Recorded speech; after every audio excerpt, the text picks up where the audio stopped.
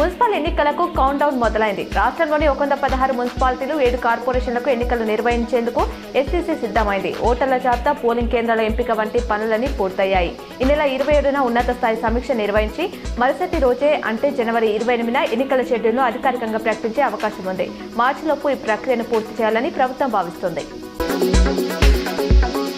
రాష్ట్రంలోని రేషన్ కార్డుదారులకు మంత్రి ఉత్తమ్ కుమార్ రెడ్డి శుభవార్త చెప్పారు. రేషన్ బియ్యంతో పాటు ఇతర నిత్యావసర సరుకులు అందించేందుకు యోచిస్తున్నామని తెలిపారు.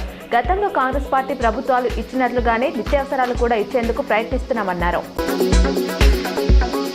చెర్లపల్లి తిరువనంతపురం మధ్య కొత్త అమృత్ భారత్ 2.0 ఎక్స్ప్రెస్ అందుబాటులోకి వస్తుందని కేంద్ర మంత్రి కిషన్ రెడ్డి వెల్లడించారు. పీఎం మోదీ శుక్రవారం దీన్ని వర్చువల్ గా ప్రారంభించనున్నారు. ఈ ట్రైన్ ప్రతి మంగళవారం ఉదయం 7:10 చెర్లపల్లిలో బయలుదేరి బుధవారం మధ్యాహ్నం కేరళ చేరుకుంటుంది. వసంత పంచమి పురస్కరించుకుని బాసర సరస్వతి క్షేత్రం భక్తజన సంద్రమైంది. శుక్రవారం వేకువజాము నుంచే గోదావరిలో పుణ్యస్నానాలు ఆచరించిన భక్తులు అమ్మవారి దర్శనానికి క్యూ లైన్ లో వేచి ఉన్నారు. చిన్నారులకు అక్షరాభ్యాసం చేయించేందుకు తల్లిదండ్రులు భారీగా తరలి వచ్చారు. ఆలయ అధికారులు భక్తులకు ఇబ్బందులు కలగకుండా పటిష్ట ఏర్పాట్లు చేశారు.